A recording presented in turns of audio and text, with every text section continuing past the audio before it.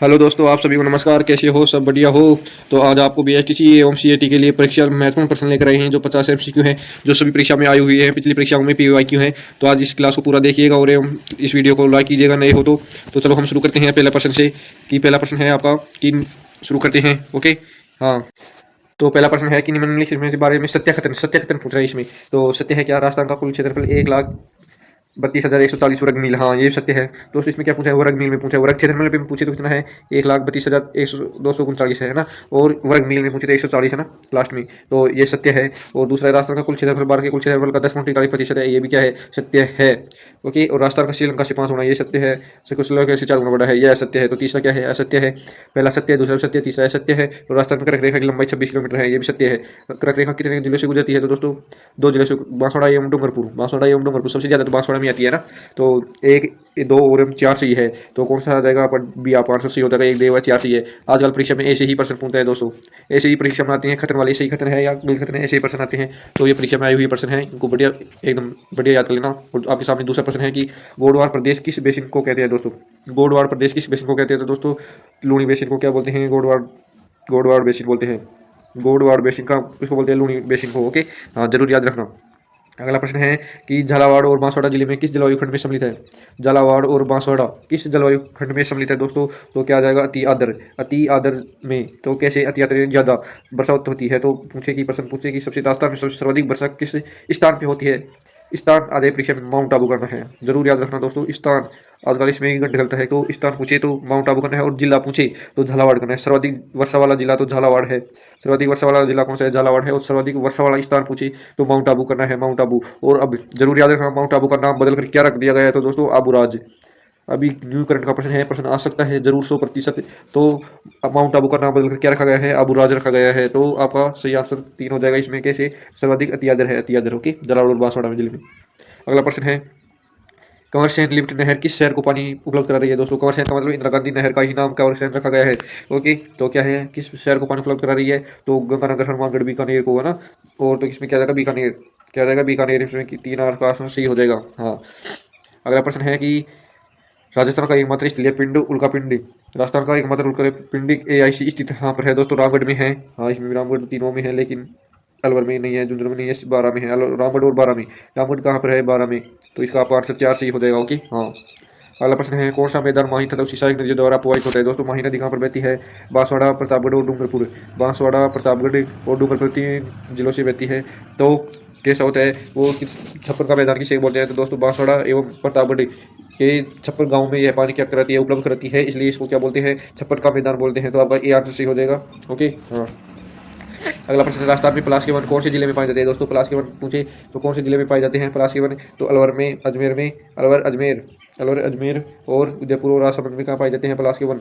महत्वपूर्ण प्रश्न है दोस्तों। ये प्रश्न सीएटी में 2025 में पूछा गया था। तो अलवर, अजमेर और उदयपुर राजसमंद में क्या है? पलाश के वन स्थित है। जरूर याद रखना, परीक्षा में महत्वपूर्ण आई हुई प्रश्न है इनको। ओके, हाँ। अगला प्रश्न है कि कौन सा संरक्षित जिला सम्मिलित नहीं है? सम्मिलित नहीं है पूछा है दोस्तों। तो सुधा माता जयपुर में, झालोर में है, सिरोही में। तो झालोर और सिरोही में सुधा माता मंदिर है, स्थित है, ये भी बात सही है। अगला है गोगिलाव नागौर में है, स्थित है, ये भी सही है। रोटू नागौर में है, ये भी सही है। गूडा बिश्नोई जयपुर में नहीं है दोस्तों। कहाँ पर है? जोधपुर में है। कहाँ पर है? जोधपुर में, बिश्नोई। ओके, जरूर याद रखना, जोधपुर में है। तो आपका आंसर सही क्या हो जाएगा? 4 आपका आंसर सही हो जाएगा। कैसे? तो गूडा बिश्नोई क्या है? असुमिलित है। ओके, हाँ, सुमिलित नहीं है, नहीं है पूछा है तो इसमें क्या जाएगा? असुमिलित कौन सा है? तो यही है। हाँ। अगला प्रश्न है कि कृषि विभाग राजस्थान के मृदा वर्गीकरण के अनुसार रेवरी नम्रता कहाँ पर पाई जाती है? दोस्तों रेवरी नम्रता पूछे तो आपको गंगानगर, हनुमानगढ़ में पाई जाती है। तो कहा जाएगा गंगानगर, आपका ये आंसर सही हो जाएगा। दोस्तों ये प्रश्न क्या है? महत्वपूर्ण है। क्लास को धीरे पढ़ाएंगे, धीरे चलाएंगे, लेकिन आप फुल देखना, अलग से देखना। ओके, हाँ। क्लास क्या होगी? देरी से होगी, थोड़ी सी देर लगेगी, लेकिन क्लास को पूरे 50 महत्वपूर्ण प्रश्न है जो परीक्षा में आए हुए हैं, और 1-2 परीक्षा में आ भी सकते हैं। ये प्रश्न 1-2 प्रश्न जरूर आएंगे। तो आप क्लास लंबी होगी, लेकिन लास्ट तक जरूर देखना। और अगला प्रश्न पर चलते हैं। अगला है, राजस्थान में कौन सा जिला मूंगफली उत्पादन में अग्रणी है? दोस्तों राजस्थान का कौन सा जिला है जो मूंगफली में अग्रणी है? तो बीकानेर क्या है? मूंगफली में क्या है? अग्रणी है। मूंगफली सबसे ज्यादा बीकानेर में बोई जाती है दोस्तों। और वैसे पूछे तो राजस्थान का बारे में पूछे तो मूंगफली उत्पादन में दूसरा स्थान है। मूंगफली उत्पादन में राजस्थान का कौन सा स्थान है पूछे तो कौन सा स्थान है? मूंगफली उत्पादन में दूसरा स्थान है। 20% राजस्थान में मूंगफली बोई जाती है। और पहला स्थान पूछे तो बाजरा का है। पहला स्थान पूछे तो बाजरा, सरसों, राई, बाजरा, सरसों और राई का क्या है राजस्थान में प्रथम स्थान है, और तिलहन का भी क्या है प्रथम स्थान है। और सेकंड स्थान पूछे तो मूंगफली का राजस्थान में दूसरा स्थान है जो 20% बोई जाती है। और तीसरा स्थान पूछे तो तीसरे स्थान किसका करना है, कुल तिलहन, कुल दलहन का करना है दालों में। दलहन, दलहन कैसे है, तीसरे स्थान पर है। ओके हाँ, तो राजस्थान में बाजरा प्रथम स्थान पर है, यह प्रश्न पूछा गया है दोस्तों। तो बाजरा क्या है प्रथम स्थान पर, सरसों, राई और गंवार जरूर याद रखना, गंवार भी क्या है पहले स्थान पर ही है राजस्थान में। ओके, दूसरे स्थान पर पूछे तो मूंगफली, और तीसरे स्थान पर पूछे तो कुल दलहन। ओके हाँ, अगला प्रश्न है, पूरा कॉन्सेप्ट के साथ समझेंगे आराम से, टाइम लगेगा लेकिन क्या हो जाएगा, सही हो जाएगा। अगला प्रश्न है आपके सामने, निम्न में से कौन सा पहला सुपर पावर प्लांट है दोस्तों। सुपर पावर प्लांट कौन सा है दोस्तों पहला, तो सूरतगढ़, सूरतगढ़ है। कौन सा है, सूरतगढ़ तापीय पावर प्लांट। ये आप आंसर सही हो जाएगा दोस्तों। हाँ, सूरतगढ़ सुपर पावर प्लांट कहाँ पर है दोस्तों, सूरतगढ़ गंगानगर हनुमानगढ़ में, यानी गंगानगर में क्या है ये, गंगानगर जरूर याद है, गंगानगर में है राजस्थान का पहला सुपर तापीय पावर प्लांट। ओके, अगला प्रश्न है कि निम्न में से कौन सा राजस्थान की संस्था के अतिरिक्त औद्योगिक विकास को 35 गति देने वाला शासी संस्था कौन सी है दोस्तों, रिको, RICKO, रिको। रिको क्या है, यह औद्योगिक विकास 35 को क्या दे रही है, शीर्षक क्या दे रही है, गति दे रही है। तो आपका क्या हो जाएगा आंसर, 3 आपका आंसर सही हो जाएगा दोस्तों। ओके हाँ, अगला प्रश्न है कि निम्न में से कौन सा, कि निम्न में से कौन सा राजस्थान का तेल क्षेत्र नहीं है, नहीं है पूछा है तो दोस्तों राजस्थान का तेल क्षेत्र कौन सा नहीं है, गंगा। क्या जाएगा, गंगा आपका आंसर सही हो जाएगा। क्या जाएगा, गंगा। क्या जाएगा इसका आंसर, गंगा सही हो जाएगा। ओके हाँ, तो गंगा सही हो जाएगा दोस्तों, गंगा, डी आपका आंसर सही हो जाएगा। अगला प्रश्न है कि मोर, बंदिया, प्रहर, रमणा और ताड़ नामक 3 प्रकार के विवाह किस जनजाति में प्रचलित है दोस्तों। ऐसे विवाह है, कौन से विवाह है, मोर, बांदिया एवं परवाना एवं ताड़ना नामक 3 क्या हो जाते हैं विवाह, किस जनजाति में होते हैं दोस्तों, बताइए कौन सी जनजाति में होते हैं ये विवाह है। तो कौन सी जनजाति में होते हैं, ग्रासिया जनजाति। ग्रासिया जनजाति जरूर याद रखना दोस्तों, ग्रासिया जनजाति में कौन से विवाह होते हैं, मोर, बंदिया, पहरवाना और ताड़ना नामक 3 प्रकार के विवाह होते हैं ग्रासिया जनजाति में, जरूर याद रखना। कौन सी आपका 3 आंसर सही हो जाएगा। अगला प्रश्न है कि 2011 की जनगणना के अनुसार साक्षर यानी पढ़े लिखे तो साक्षर कितनी है, तो जयपुर की पूछे, यानी राजस्थान की पूछे तो कितनी है, 66.1% पूछे। और भारत की पूछे, पूरे भारत की पूछे तो दोस्तों याद रखना 73.0%, 73.0% क्या है साक्षरता दर है। और राजस्थान की पूछे तो 66.1% है। और राजस्थान में सबसे अधिक पूछे तो कोटा की है, फिर जयपुर की है और झुंझुनू की है। तो इसमें क्या पूछा है दोस्तों, इसमें पूछा है कि 2011 के अनुसार सर्वाधिक साक्षर जनसंख्या निम्न में से किन जिलों में है, तो दोस्तों बार बताया था कि जयपुर, झुंझुनू और कोटा। तो आपका 3 आंसर सही हो जाएगा। क्या जाएगा, जयपुर, झुंझुनू और कोटा में क्या है सर्वाधिक है, कोटा में पहल पहल पूछे तो कोटा आ जाएगा, फिर जयपुर, फिर झुंझुनू है। ओके, तो जरूर याद रखना, 66.1% है। भारत की पूछे तो 73.0% है। ओके हाँ, अगला प्रश्न है कि कौन सा हवाई अड्डा भारतीय हवाई अड्डा प्राधिकरण द्वारा संचालित नहीं है दोस्तों, कौन सा अड्डा नहीं है, तो इसका आंसर क्या जाएगा, जोधपुर में, जोधपुर। 3 आंसर सही हो जाएगा, आपका 3 आंसर सही हो जाएगा। अगला है अविचिका कवच योज का क्या संबंध किस पशु से है दोस्तों, तो कौन से पशु से है, तो भेड़ से, भेड़। भेड़ आप आंसर सही हो जाएगा। सर्वाधिक भेड़ पूछे तो सर्वाधिक भेड़ कहाँ पर होती है दोस्तों, पाई जाती है, तो सर्वाधिक भेड़ कहाँ पर पाई जाती है, बाड़मेर में। कहाँ पर, बाड़मेर में सर्वाधिक भेड़ पाई जाती है। हाँ, जरूर याद रखना। अगला प्रश्न, राजस्थान में सूखे से निपटने हेतु नोडल विभाग कौन सा है दोस्तों, जल्दी बताइए, नोडल विभाग कौन सा है।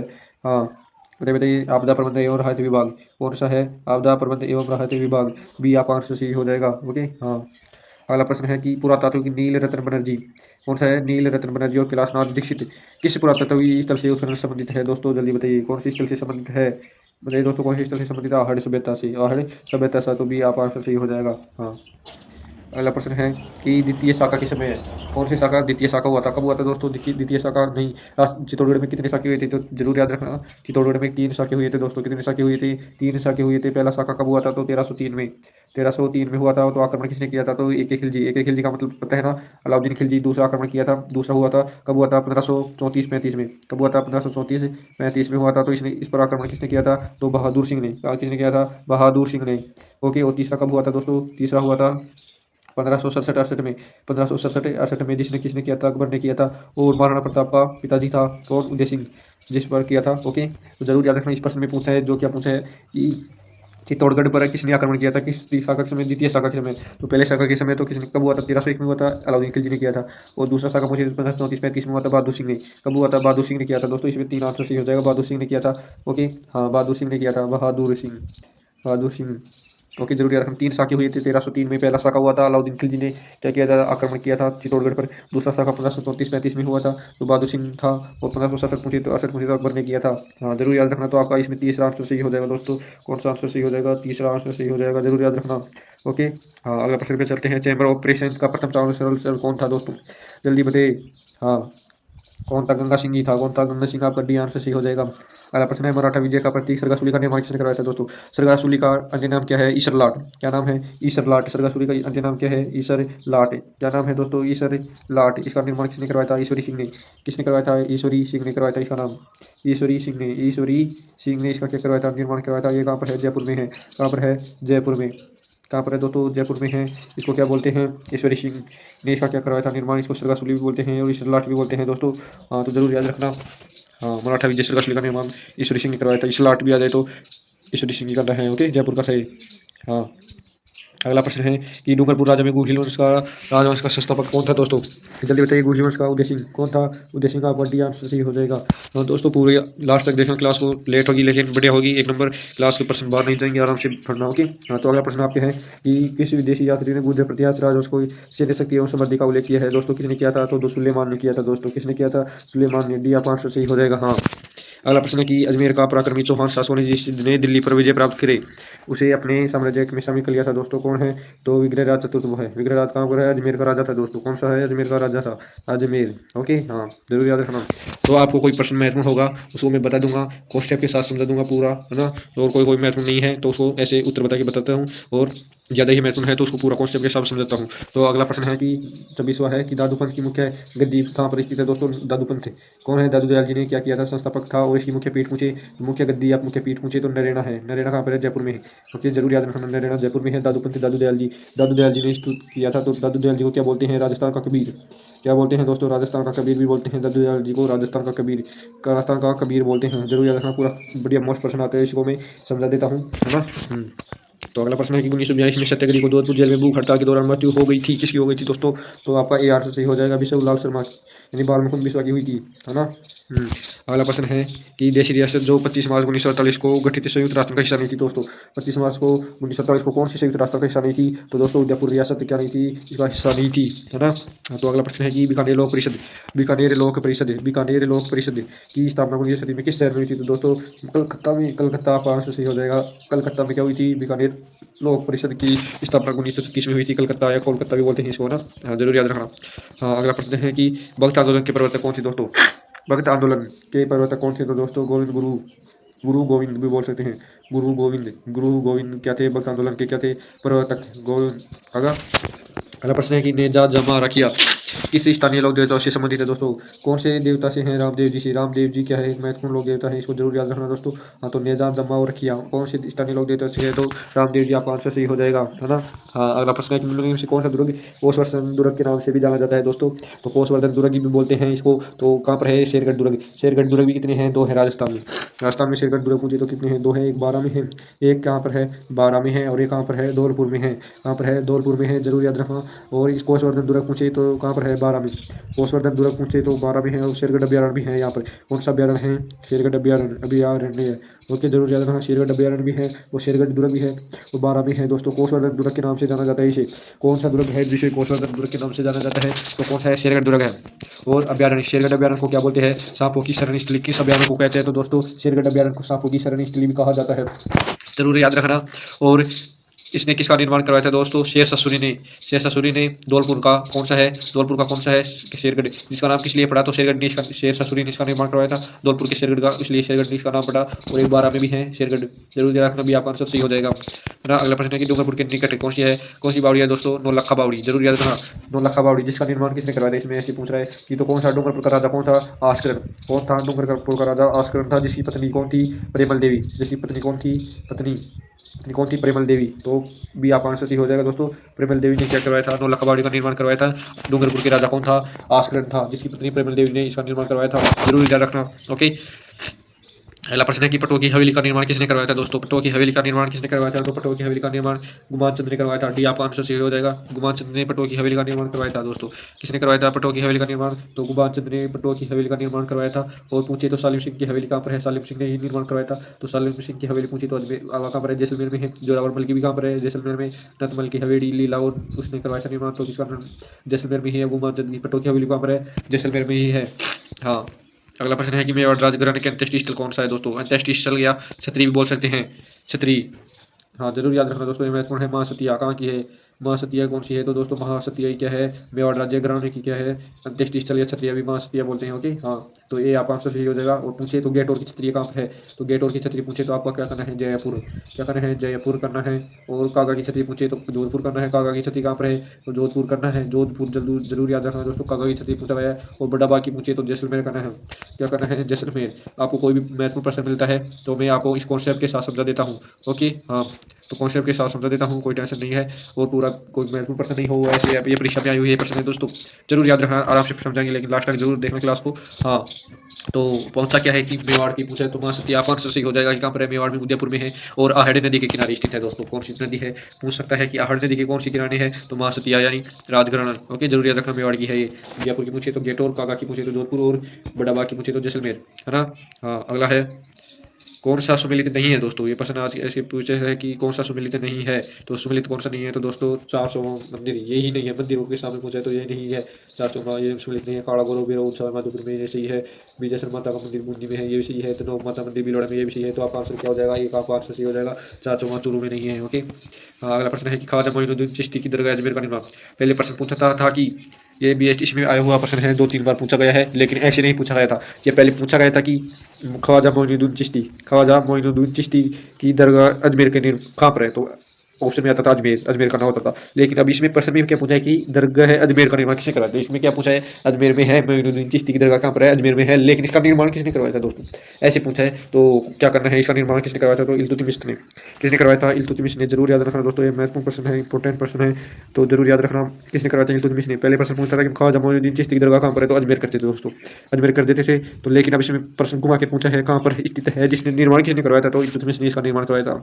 ओके अगला प्रश्न है कि नवतकार अली रजा हमद नए रकरुद्दीन की किस शैली से संबंधित है? दोस्तों ये कौन सी शैली से संबंधित है? तो बीकानेर शैली से ये क्या है? संबंधित है। अगला प्रश्न है कि बेवान कला कौन से कास्ट कला से संबंधित है? दोस्तों कास्ट कला से संबंधित है। बेवान कला से संबंधित है, कास्ट कला से संबंधित है। अगला प्रश्न है कि राजस्थान में कौन से गुलाब गणगौर नेत्र शुक्ल पंचमी को मनाई जाती है? ये भी क्या है? महत्वपूर्ण प्रश्न है दोस्तों। हाँ, आराम से कॉन्सेप्ट के साथ समझाएंगे तो जरूर याद रखना। बेवान कला कौन सी कला है? बेवान कला सॉरी गुलाबी गणगौर। गुलाबी गणगौर कहाँ पर है? चैत्र शुक्ल पंचमी को मनाई जाती है। तो कहाँ पर मनाई जाती है दोस्तों गुलाबी गणगौर? तो गुलाबी गणगौर पूछा इसमें, गणगौर नहीं गुलाबी गणगौर तो कहाँ की है? नाथद्वारा की। उदयपुर नहीं करना है आपको, उदयपुर भी कहाँ पर है? अब पहले नहीं आता था तो अब क्या आ गया? राजसमंद में है ये। नाथद्वारा कहाँ पर है? राजसमंद में है। तो नाथद्वारा क्या है? महत्वपूर्ण स्थल है। इसको क्या बोलते हैं? गर्म चावलों में लूट भी बोलते हैं, गर्म चावलों की लूट नाथद्वारा में स्थित है। तो डी आप आंसर सही हो जाएगा। तो गुलाबी गणगौर कहाँ पर मनाई जाती है? तो नाथद्वारा में मनाई जाती है। नाथद्वारा कहाँ पर है? राजस्थान से संबंधित है। तो कब मनाई जाती है दोस्तों? चैत्र शुक्ल पंचमी को, चैत की शुक्ल पांचवी को मनाई जाती है। ओके हाँ, अगला प्रश्न है राजस्थान की किस संप्रदाय ने लोक प्रसिद्ध द्वारा, लोक मतलब आदमियों यानी पुरुषों के द्वारा कौन से अग्नि नृत्य किया जाता है? पहले तो क्या मुझे कौन से लोक पुरुषों द्वारा अग्नि नृत्य किया जाता है? तो कौन से प्रसिद्ध है? जसनाती संप्रदाय। कौन सा संप्रदाय है दोस्तों? जसनाती संप्रदाय। जसनाती संप्रदाय है, जरूर याद रखना, जसनाथ जी के द्वारा। संत कौन से संत होते थे दोस्तों? जसनाथ जी द्वारा, जसनाथ जी द्वारा, जसनाथ जी द्वारा क्या किया? जसनाती संप्रदाय का हुआ किया जाता था। ओके अगला प्रश्न है राजस्थान के एकमात्र शास्त्रीय नृत्य कथक। पहले पूछता था कि जयपुर का कौन सा नृत्य क्या है घराने पर मान जाते, तो जयपुर आपके लगा देते। लेकिन इसमें पूछा कि नृत्य कथक जयपुर घराने का प्रवर्तक कौन मान जाते, लेकिन आविष्कार किसने किया था? तो भानु जी महाराज। क्या आ जाएगा? भानु जी महाराज आ जाएगा। अगला प्रश्न है कि भील जनजाति के नशियों द्वारा पहने जाने वाले लंबा घाघरा को किस नाम से जाना जाता था दोस्तों? तो क्या जाएगा? कच्छाबू।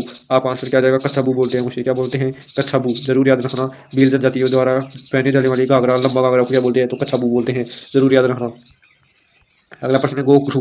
गोखरू आभूषण मनुष्य के किस अंग पर पहना जाता है दोस्तों? गोखरू पहना जाता है तो कलाई पर पहना जाता है दोस्तों, कलाई पर। कलाई कहाँ पर होती है? हाथ में, हाथ की कलाई पर। कहाँ पर पहना जाता है? हाथ की कलाई पर गोखरू पहना जाता है आभूषण, जरूर याद रखना। गोखरू कहाँ पर पहना जाता है? तो कहाँ पर पहना जाता है? गोखरू आभूषण हाथ में पहना जाता है। ओके हाँ, अंगुलों में क्या पहनी जाती है? अंगूठी पहनी जाती है। ओके हाँ, जरूर याद रखना। नाक में क्या पहनी जाती है? कान में क्या पहनी जाती है? नाक में बाड़ी पहनी जाती है ना। तो अगला प्रश्न है बिलो द्वारा लड़की के विवाह के समय, यानी बिलो में क्या होता है? लड़की का विवाह होता है तो दीवार घर बनाए जाने लोक देवी का किस चित्र यानी किस लोक देवी का चित्र को क्या कहा जाता है दोस्तों? तो किस देवी यानी भराड़ी बोलते हैं इसको, क्या बोलते हैं? भराड़ी। ओके हाँ, अगला प्रश्न है कि राजस्थान के किस संप्रदाय के पुरुषों द्वारा नृत्य किया जाता है? बारी बताया था, ये दोबारा भी क्या हो गया? रिपीट हो गया प्रश्न की किस संप्रदाय लोग पुरुषों द्वारा नृत्य किया जाता है दोस्तों? नृत्य किया जाता है दशनाथी संप्रदाय द्वारा किया जाता था। ओके हाँ, अगला प्रश्न है, इनमें से कौन सा राजस्थान लोक नृत्य है? कौन सा राजस्थान लोक नृत्य शैली नहीं है दोस्तों? कौन सी लोक नृत्य शैली नहीं है? तो दोस्तों डाडी। डाडी लोक नृत्य शैली नहीं है दोस्तों, और ये लोक नृत्य ख्याल भी है, सवांग भी है, रम्मत भी है। ओके दोस्तों, और एक प्रश्न जरूर याद रखना, 2025 में भी एसटीसी में पूछा गया प्रश्न है, पहले सीपट में पूछा गया था कि खयात क्या है? इसमें ख्याल अलग है और खयात अलग है। खयात प्रश्न पहला ही प्रश्न था, खयात क्या है दोस्तों? ये क्या है? खयात क्या है? तो खयात क्या है? राजाओं का इतिहास। प्रश्न आया था कि खयात क्या है? तो राजाओं का इतिहास राजाओं का इतिहास को क्या बोलते हैं? ख्यात बोलते हैं। राजाओं का इतिहास ये BTC 2025 में पूछा गया प्रश्न है कि पहला ही प्रश्न आया था, पहली शिफ्ट में आया था कि ख्यात क्या है। तो इसमें क्या आएगा? राजाओं का इतिहास को क्या बोलते हैं? ख्यात बोलते हैं। ओके, अगला प्रश्न है मंजीरा तानपुर। मंजीरा तानपुर चौतारो वाद्यों का लिखित नृत्य में किया जाता है दोस्तों। कौन से नृत्य में किया जाता है? तो तेरह ताली नृत्य। तेरह ताली नृत्य किसके द्वारा किया जाता है? गुजरी, यानी चरी नृत्य किया जाता है, सॉरी चरी नृत्य। तेरह ताली द्वारा नृत्य कौन सा होता है? चरी नृत्य किसने किया करते हैं? जयपुर में। तो कौन से करते हैं? गुजरी करती है। ओके, जरूर याद रखना, सॉरी, है ना। हाँ, अगला प्रश्न है। ओके, अगला प्रश्न है स्वतंत्रता सेनानी सागर मलगोपा। जरूर याद रखना, सागर मलगोपा कहाँ से संबंधित है दोस्तों? तो सागर मलगोपा आपको जरूर याद रखना है। सागर मलगोपा जैसलमेर में। कहाँ पर है? जैसलमेर के क्या है? प्रसिद्ध क्या है? कलाकार है। सागर मलगोपा का संबंध किस जिले से है? तो दोस्तों जैसलमेर आपका सही आंसर हो जाएगा दोस्तों। ओके, हाँ, अगला प्रश्न है कि हाड़ौती बोली मुख्य रूप से कुटनी बोली जाए, यानी खड़ी न बोली जाए, यानी कुटनी, यानी मुख्य हाड़ौती बोली में लिखा हुआ शब्द है। तो किस बोली बोली जाती है? तो दोस्तों हाड़ौती कोटा और बूंदी में बोली जाती है। हाड़ौती क्षेत्र का नाम है कोटा, बूंदी, बारा, झालावाड़। कौन सा है? कोटा बूंदी, बारा, बारा और झालावाड़। बारा और झालावाड़ जरूर याद रखना, हाड़ौती क्षेत्र में आते हैं ये। ओके, हाँ, तो जरूर याद रखना, ये आपके पूरे 50% महत्वपूर्ण है। आधे घंटे की क्लास है, लेकिन क्या हो गया, आपको पूरे कॉन्सेप्ट के साथ समझा दिया गया है दोस्तों। हाँ, तो जरूर याद रखना। Okay, good bye. ओके, हाँ, तो थैंक्स, धन्यवाद।